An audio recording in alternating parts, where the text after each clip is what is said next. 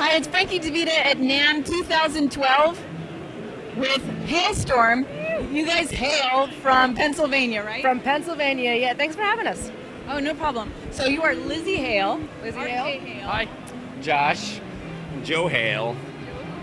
No, you're not Joe Hale. She wishes. I only remember there being two Hales in the band, but I have to say, I love how you incorporated your name into the band name, Halestorm, because it kind of sounds like you're a force to be reckoned with. Oh, well, thank you so much. You know, are correct. You know, it's funny. That's very accurate. It's literally always been Halestorm, and we named it when we were in middle school. We were on our way to our first gig ever. It was a talent show at a fairgrounds, and we needed a band name, and we named it Halestorm, and then we just kept it ever since. So it's good. It's cool. It's very catchy. Yeah. It's cool. It's a great name for a rock band, and it's your name too. Thank you very much. So tell me what you think your style of music is. Our style, man. It's a force to be reckoned There with. you go. It's like a hailstorm. We bring the bad weather. No. Yeah. How about some good rock? Some good rock. It's definitely Rock literally falling from the sky. Ice rocks. Ice. Lots of ice. lots of fire and ice. No, it's evolved a bit since our last record. It's a little bit more extreme on both ends. A little bit more heavier, a little bit more intimate. You know, it's cool. It's good. Yeah, I like it. We're able to kind of balance showing our teeth and then bearing our soul. It's this, you know. I know you bare your souls because I listen to your stuff, and you get a little bit sensual, you get in touch with your inner self, I think. Yes. Much to my little brother's chagrin. Unfortunately, he pays attention to my lyrics, and then, you know. I don't know that. You're trying not to. Trying not to. No. I'll just pretend I didn't hear that. I'll just stay back here and play I the... wrote those lyrics. Wow, you are in touch with read your them all. feminine side. Very in touch. Okay, so you are obviously brother and sister. You started back when you were in junior high. You said you were... I was 13 and he was 10 years old, actually. Okay, so how do you know at that age that this is what you want to do? We did one show. We did a talent show, and it only took one show for us to just kind of realize we're just like we caught the bug. Now we're addicted, you know. Our poor parents, we started asking our mom, like, Mom, do you know any of the places we could play? And so she's kind of started like finding us places, and then we literally had to sit down. I remember this with my mom and dad. They're like, okay, Mom and Dad, we want to be rock stars, and this is what we're going to do. And I'm telling you, there's a fine line between obsession and determination. It's, you know, we teeter. Well, you gave me a little bit of backstory on your parents being really into music and kind of helping you guys grow up with it, so you had a foundation already. Oh yeah, that helped a lot. Our dad actually played with us in the band when we were starting out. Yeah. Until we kicked him out. We're like, "You're too old, Dad." That was a tough decision. You're We had old, fired Dad dude. from the band. Yeah. Now, when did you guys join the band? I joined about 8 years now, I think, 8.5. Yeah, 8-9 years ago. Yeah. Okay, so you are guitarist. Yes. And you're the bass player. Yeah. So did you guys know them like prior to the band? I knew Good them. Dad and Penny Saver? I knew them prior to my being in the band. I probably knew them for a year or two beforehand. I was in a different band, but it was like same producer, so we were kind of, extended family. But Joe, I answered an ad in the paper. yeah. Single white female seeking guitar player. That type. I'm going to answer that ad. Long walks on the beach. Yeah, like long walks on the beach.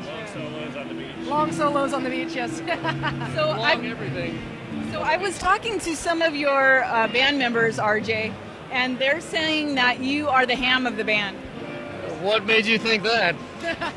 Something about revolving drum kits. I And, prefer to be the turkey of the band, yeah. Or the chicken. well, so tell me about your drum kit. You were at the Ludwig booth, and obviously you get some love from Ludwig. They've been more than supportive. I'm pretty shocked. When I started working with them, we were on our first record. We were about a year into it. We were about on our second single, and I really wasn't expecting to get really any special treatment or anything. And I called them up on a whim because I've been trying to get with them for so long, but I never built up the courage to actually call them. And finally, I was just like, you know what, screw it, I'm just gonna call them. I don't care if it totally ruins my reputation with them or whatever. I just need to get it done. Finally, I called him and I was like, hi. I was busy planning to just like, I would like to, kind of get in with the company by buying a snare drum, like at artist cost or something like that. And I called him up and I was like, hey, my name's Arejay. I play in a little band called Halestorm, and I'm thinking about, buying a snare drum or something. And he's like, okay, RJ, you mean from Halestorm, Arejay, RJ? He's like, yeah. He's like, we've been trying to get in touch with you forever. I'm, great. And so Kevin Packard, the artist relations rep at Ludwig, he treats me like gold. Anything I need, they're right on it, and everything they give me is top quality. I'm playing a maple, chrome wrapped, a classic maple set right now, and it's been on the road for 2 years and it's still kicking. So, and I recorded our covers EP with it. So. Okay, so tell me about your new music. You have a single dropping this week. What's it called? It's called Love Bites, So Do I. Coming out Tuesday. Yeah. Okay, so who thought of that title? Would be me. So now all the guys who know there's a female front woman who wrote that song, they're all going to scramble for it, I'm sure. It's coming out near, it's a little bit, it's before Valentine's Day, but it'll be out during Valentine's Day, so we felt it was quite fitting, Yeah, I think so too. It comes out this week. Comes out this week, the 24th. What about the album? Requested on the radio. On KCAL. April, the record's coming out, so. Well, that's awesome. We'll be on tour with Stained and Godsmack. So you guys just came off a tour with who? Who did we come off a tour with? We were just out with Adelita's Way. Oh no, we just did a headline tour with Adelita's Way and Black Tide, good friends of ours. Yeah, we're gonna head out with Shinedown for 2.5 weeks, beginning of February. Europe. Yeah, over in Europe. So what kind of antics have you guys come across on the road? Oh, all the fun stuff. We Be well behaved, I'm sure. yeah, Oh, yeah. we found this stuff on Amazon called liquid ass, and it's called liquid ass. Truly the most awful smelling thing you could conceive. I mean, it's just, ugh. Think of like a sweaty trucker that hasn't showered in. You found that where? On Amazon. So we got it because, you never know when you're going to Never know when you're going to need a practical joke, So we ended up using it on the Black Tide guys. Our techs sprayed their van, and it was awful. Like, truly amazing. It was stunning. Remember that old saying, what goes around? No, that came around for them. They had pranked our tech in the past, and but they got theirs. So you're just getting them back. It was so funny because I stayed away from it. I'm like, I'm just staying in the bus. I'm gonna watch from afar, And there were people vomiting and wrestling over it. Everyone was so mad at each other, and they were laughing and like crying at the same time. It was epic. That was a good one. I don't know if we're gonna top that one. We feel like we feel bad for most of our opening bands that we do headline tours. We feel it's kind of like touring in prison because we're gonna prank them constantly. It's not just like the last day of the tour we prank each other. It's like every day is a new prank. So you always have to be on your guard. Oh yeah, it's like being in prison. Walk through a doorway of Scotch tape. Yeah. There, I just gave you an idea for the next one. Plastic wrap on the toilet. The Scotch tape thing Joe was doing to us at our apartment while we were recording the record. You had to watch, like, every doorway you walked through, you're just like... Just the clear tape. That must have been funny. You should have got that on video. All right, so you are the female front woman of the band. Tell me about your influences. A lot of classic rock. I mean, as far as the females go, it was, a lot of Hard. My mom is a huge Hard fan. And then, of course, Pat Benatar came after that, and Chrissy Hine. And it's just... and on the other end, my dad is a huge, 70s, 80s rocker. So it was Black Sabbath and Deep Purple, anything with a color. Blue Oyster Cult, Vanilla Fudge. It was all that. So we, I don't know. It's something that I think it still holds true to the way that I write today. Is just you gotta have some meatiness to it, But it's just great melodies and stuff. And well, you have a great voice. oh, thank And now, were your parents a little worried about their little girl being, in the front of the rock scene? A little bit. In the earlier years, that like they came out everywhere with us, and actually it's funny because now I still, I bring my mom out on tour with us. She helps tour manage, so it's one of those things where I just think that it's neat for them to see like that. Hey, I don't have like 5 groupie guys in the back and stuff like that. It's okay, Mom. I'm not doing drugs, But it's funny, my dad gave us an interesting bit of advice when we first started. They're like, my dad's crazy. He really is. And he's like, now kids, don't do drugs. But if you're gonna do drugs, make sure your entire band does the same drug.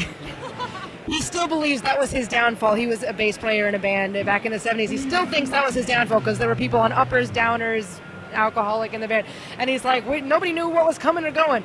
I'm like, and I listened to some of those tapes from his back band. It's not because of the drugs, Dad. You guys just weren't really good at all. It just was bad. And maybe that's why they did. And that's probably why. So don't do drugs. So since you're with your sister all the time, RJ. Ooh, shiny things. Ooh, shiny things. Since you're with your sister all the time. I want to put this in my check bag. Take it back with me. Okay, I don't think they'll notice that at all. Sorry, with my sister all the time. Yeah, go ahead. Yeah, you're with your sister all the time. Is there any sibling rivalry going on? A little bit. Kind of like you're not the boss of me. I think the friendly competition is what makes us put on the best show we possibly can.